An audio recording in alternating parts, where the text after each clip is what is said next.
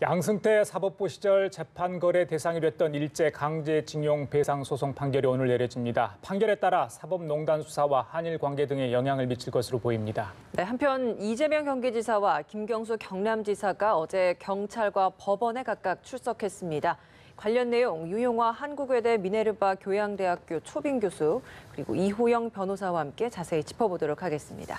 안녕하십니까? 어서 오세요. 네, 안녕하세요.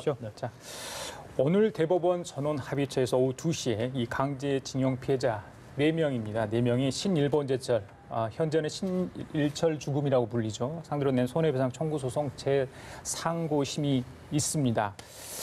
이 소송이 처음 시작된 게 이제 2005년 정도 되니까 13년이 훨씬 더 지났습니다. 그동안 많은 일들이 있었죠. 간단하게 좀 정리를 하고 가야 될 것 같아요. 이 사건을 살펴보려면 사실은 그 97년도에 일본으로까지 거슬러 올라가야 됩니다. 이게 이제 그 일제 강제징용을 갔던 우리 이제 대한민국 국민들이 일본 법원에 그 본인들의 강제징용이 이게 불법행위다 이렇게 해서 그들의 어떤 손해를 배상하라 이런 손해배상 소송을 일본 법원에 제기를 했었는데 이제 일본 법원에서 그 결국은 우리나라로 치면 대법원이죠. 최고재판소에서 이분들이 결국 패소 판결을 받습니다. 그러니까 결국은 일본의 그 기업이 이제 신일철주금이 우리 원고들에게 손해를 배상할 필요는 없다. 이제 이렇게 판결을 했었는데 이게 우리나라에 이분들이 오셔서 그 일본의 어떤 일본 법원에서의 판결이 잘못됐다. 이렇게 해서 다시 이제 소송을 제기했고요. 이게 우리나라 2005년도 우리 법원에 이제 소송이 제기가 됐다가 이제 1심이랑 2심에서는 원고 패소 판결이 나왔습니다. 근데 이게 2012년도 대법원에 올라가서 이제 2심의 어떤 판결을 뒤집고 다시 한번 판결해봐라. 이렇게 파기환송을 시켜서 고법으로 내려갔다가 이게 이제 고법에서는 그 대법원의 파기환송 취지에 따라서 원고 승소 판결을 내렸고요. 이것에 대해서 피고인 그 신일철주금이 다시 재상고를 했습니다. 그 재상고한 사건이 바로 오늘 선고가 이제 내려지는 그런 사건인 것입니다. 그렇습니다. 그러니까 97년부터 따지자면 이제 뭐 거의 20년이 지난 그런 상황 아니겠습니까? 그 소송 당사자 소송을 냈던 4분 중에 한 분만 생존할 정도로 많은 시간이 흘렀고 지금 아픔을 갖고 계신 분인데 오늘 어떤 결론이 날지 글쎄요. 이번 사건을 우리 대하는 국민들의 어떤 그런 마음도 좀 달라요, 교수님. 일단 그 전범 기업 아니겠습니까? 신일본 제철이라는 것은 과거 미쓰비시 기업이라 해서 이제 그 폭격기, 일본 폭격기를 생산하던 그 자살특공대 같은 특폭기를 생산하던 업체고요. 또 이제 군수품이라든가 무기라든가 탄약이라든가 2차 세계대전 이후에 아주 일본 내에서 아주 발전적으로 간 전범 기업이라고 우리가 규정해도 저는 틀린 기업이 아닙니다. 잘 알겠습니다만 일본이 그러니까 중일 전쟁이 일어나면서 국가 총동원법을 자신이 제정해왔고 우리의 젊은 사람들 그리고 남성들 특히 여성까지 다 그런 그런 군수 산업이라든가 탄광이라든가 이런 데 강제로 데려가지 않았습니까? 뭐 그 영화도 한 편 있었죠. 우리가 군함도라 그래서 태평양섬에. 그래서 거기서 거기서 문제가 된 경우는 집단 살해했다 이렇게 밝혀지지 않은 부분도 상당히 많고요. 실제로 강제징용에 100만이 넘었다. 그 부분도 정확하게 얘기가 안 돼 있는 상황이고 또 일본 정부도 이 부분에 사과를 한 적이 한 번도 없습니다. 실제로. 그렇기 때문에 이 강제징용 문제는 우리가 일제 지배 수탈, 침략 이 부분에서 굉장히 핵심적인 부분들인데 아직까지도 논의가 되고 있는 상황이죠. 근데 이게 첫 번째로는 우리가 봐야 되냐면 과연 이러한 전범 기업의 일본 기업에 대해서 우리 개인이 손해배상 청구를 할 수 있느냐 아느냐 이 문제가 오늘 대법원 판결이 중요한 것이고요. 두 번째로는 일본에서 내거는 건 1965년도에 박정희 정부하고 맺은 한일 기본 협정 이 부분에 있어서 국민의 청구권이 다 소멸했다 이런 얘기입니다. 결국은 이게 상당히 양국 간의 논쟁이 되는 것인데요.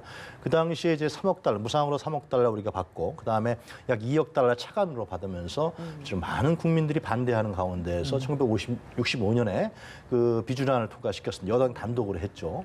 6.3 사태라는 말이 있을 정도로. 그러나 하여튼 그걸 갖고 박정희 정부에서는 이 개인들에게 배상한 것이 아닙니다. 그걸 뭐 경부고속도로를 했다, 아니면 뭐 그런 걸 인프라 하는 데 투자했다 이렇게 얘기합니다. 그러니까 개인 배상에 대한 문제.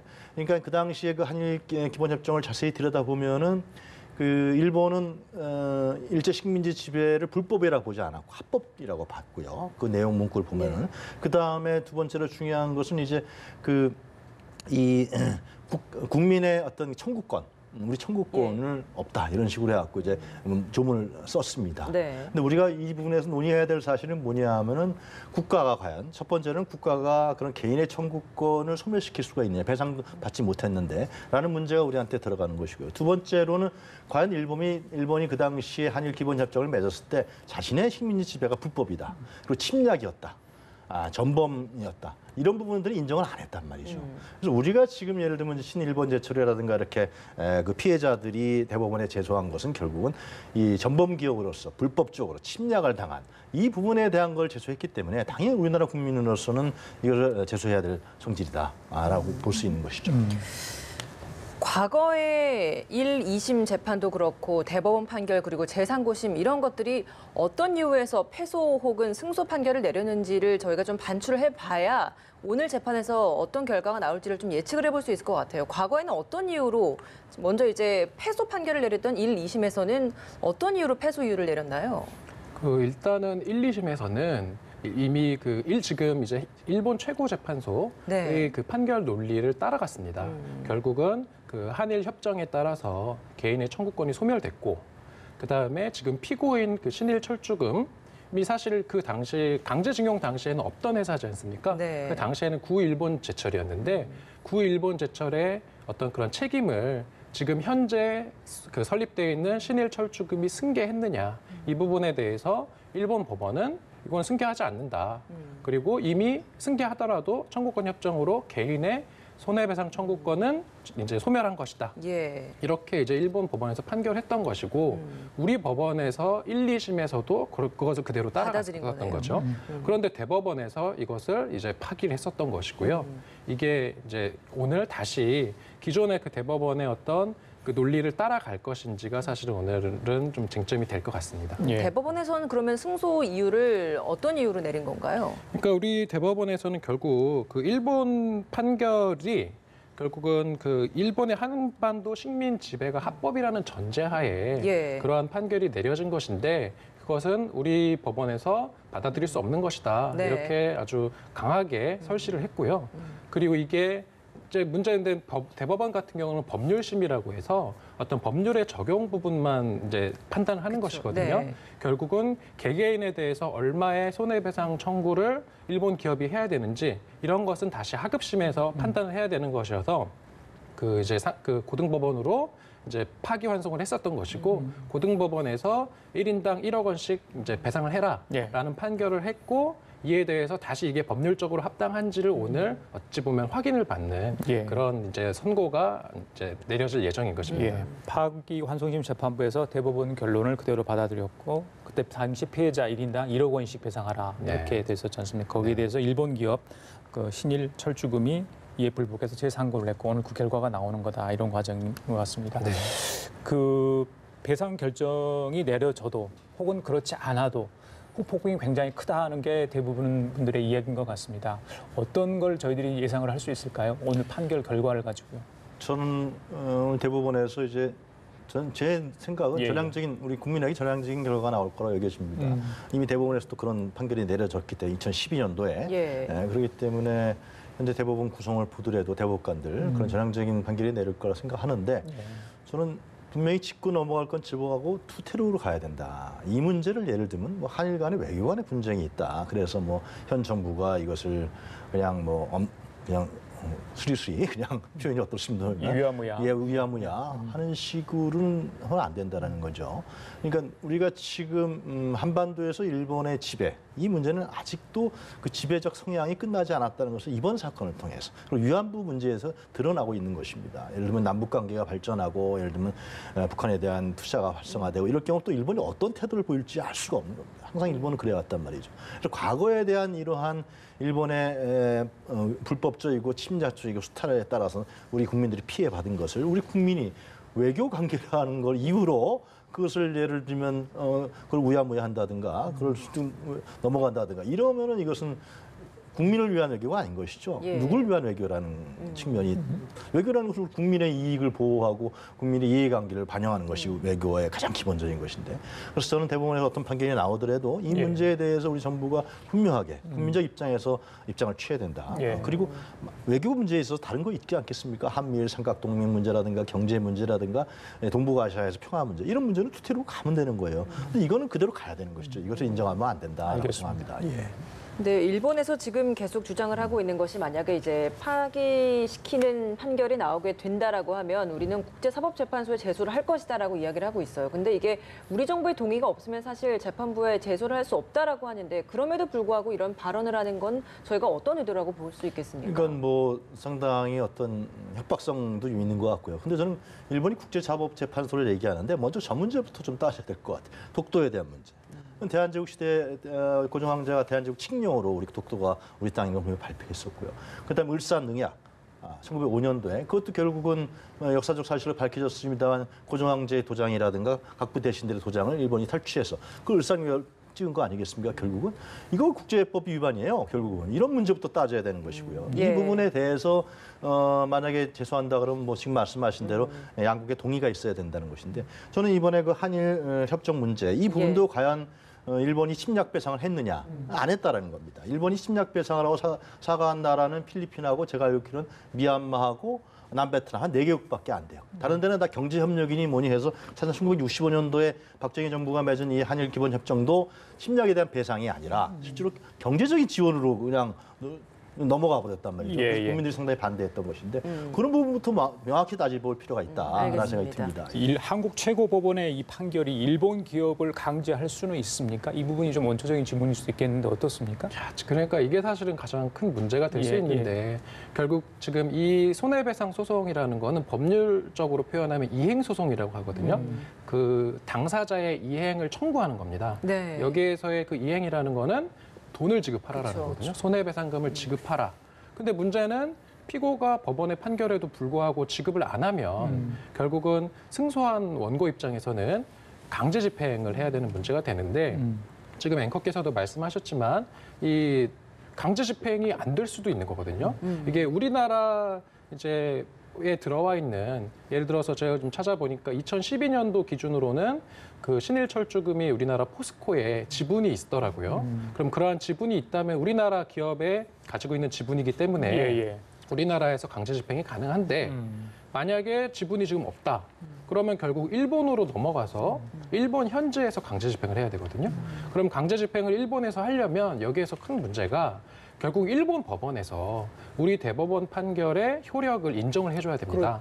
그래서 이게 만약에 일반적인 사건이라면 그 일본 법원에서도 우리나라 법원의 어떤 판결을 그렇게 뭐 쉽게 부인을 하거나 하지는 않거든요. 그 이제 외국 판결의 어떤 승인 내지는 집행에 관한 규정이 일본 민사집행법에도 있더라고요. 예. 그래서 일반적인 케이스라고 한다면은 일본 국내로 넘어가서 강제 집행을 하는 것도 가능한데 문제는 지금 우리나라 대법원의 판결이 결국은 일본에서 이미 내렸던 판결의 효력을 부인하는 거지 않습니까? 그렇죠. 예. 그렇기 때문에 이것을 다시 일본 법원에서 일본 최고재판소의 판결의 내용을 부인한 우리 법원의 효력을 또 인정을 할 것인지 이게 문제가 될 것 같습니다. 그래서 이게 만약에 인정이 안 된다고 하면 결국은 일본에 있는 그 재산에 대해서 강제 집행이 좀 어려워질 수도 있다. 시간도 좀 꽤 오래 걸릴 수도 있겠네요, 그럼. 그렇죠. 시간이 아주 오래 걸릴 수 있겠죠. 일반적인 케이스라고 한다면 그렇게 오래 걸릴 건 아닌데 예. 이제 일본 재판소에서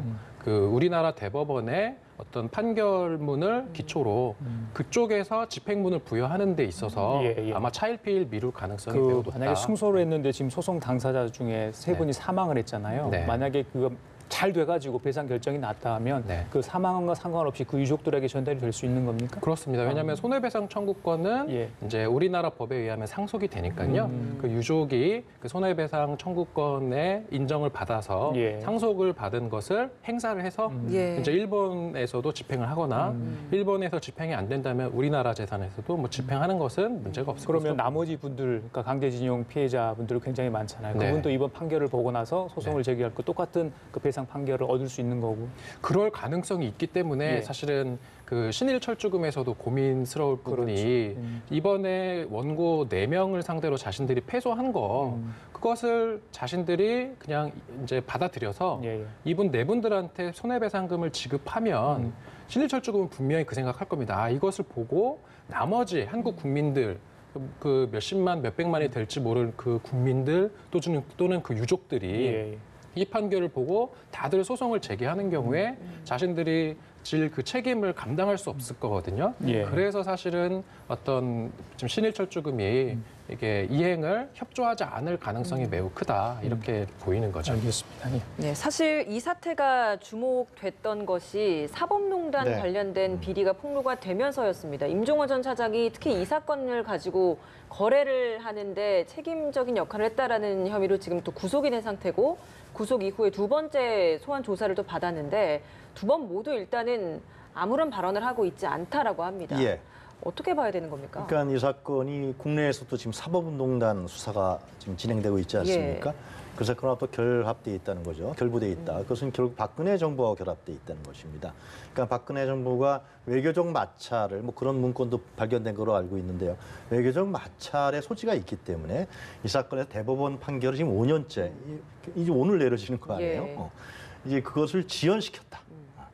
그래서 박근혜 정부가 외교적 마찰을 소지다. 제 생각에는 박근혜 전 대통령이 부친인 박정희 전 대통령이 맺었던 한일 기본권 협정, 이 부분이 사실상 대법원의 판결에 의해서 좀 상당히 약화되는 문제가 있다는 게 드러나는 결과가 되거든요.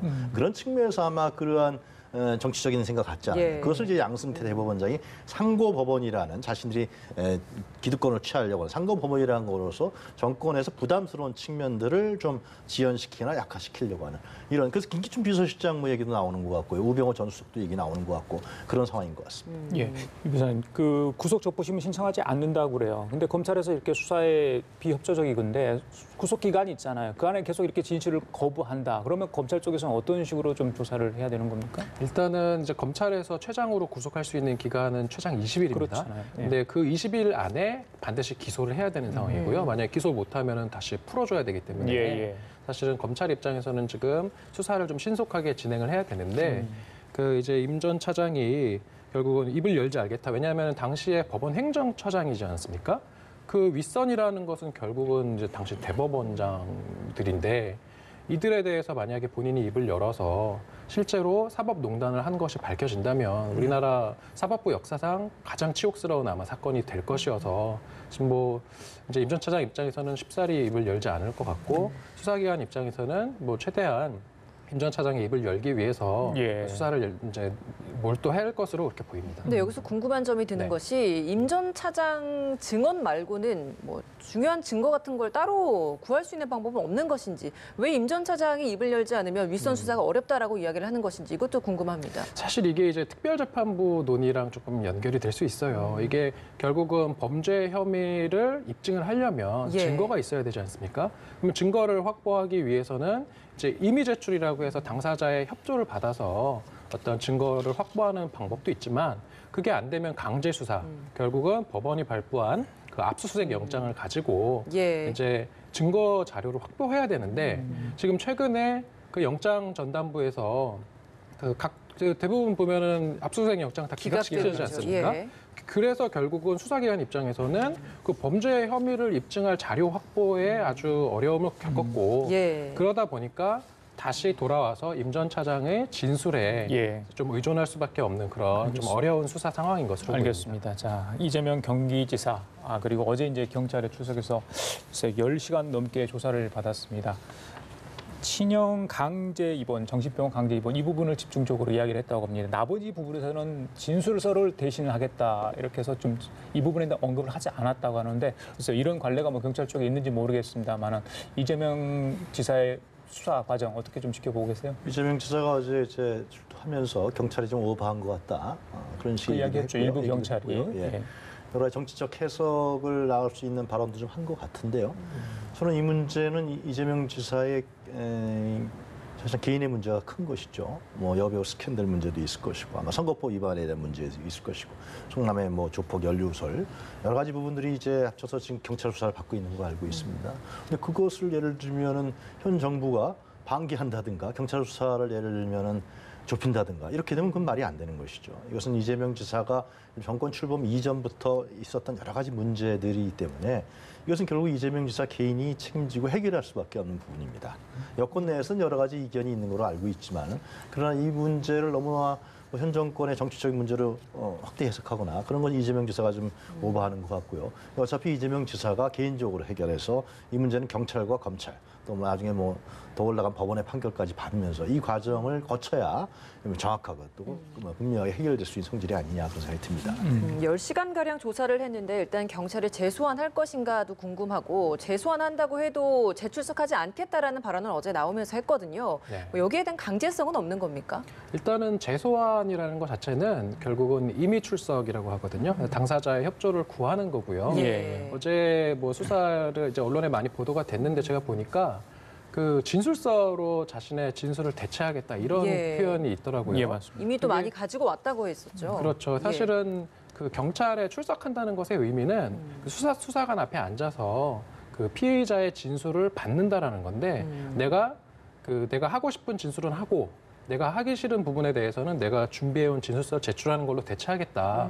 이런 것은 사실은 그 제 변호인 입장에서는 굉장히 이례적인 그런 것이거든요. 다시 말해서 수사에 내가 호락호락하게 협조하지 않겠다라는 어떤 그럼 좀 변호인단하고 다 합의가 된 얘기 아닐까요? 아마도 협의가 되지 않았을까 싶은데요. 결국은 수사기관의 일종의 선전포고라고까지 할까요? 그래서 왜냐하면은 보통 수사기관이 칼자루를 쥐고 있어서 사실은 변호를 하는 입장이거나 또는 이제 수사를 받는 입장에서는 예. 수사기관의 눈치를 볼 수밖에 없는데 이렇게 나는 진술서로 대처하겠다 이러는 것은 사실은 이런 수사가 되게 부당하다라는 어떤 좀 정치적인 의견을 표명한 것이 아닐까 싶고 예. 나아가서 그 재출석, 그 재소환 그 요구에도 나는 응하지 않겠다. 이렇게 하면 수사기관 입장에서는 그러면은 결국은 체포영장을 발부받아서 데리고 오는 수밖에 없는데 예. 이게 또 영장이 기각되거나 그런 좀 우려가 있어서 사실은 수사기관도 고민이 클 것으로 보입니다. 예. 하나만 더 여쭤보고 마무리할까요? 어제 이제 김경수 경남지사도 이제 법원에 출석해서 네. 14시간 정도 이렇게 법원에 출석해서 조사를 뭐 특검 쪽 또 법원 변호인 측의 진술에 물음에 답을 했다고 하는데 네. 일단은 드루킹의 측근들 증인 신문했는데 시연을 봤다 김경수 지사가 그리고 그런데 김경수 지사 측은 이게 신빙성이 떨어진다. 심지어 지금 옥중에 수감 중인 사람들이 말을 맞추는 그런 정황도 있다. 뭐 네. 증거물도 제출을 한 걸로 보였습니다.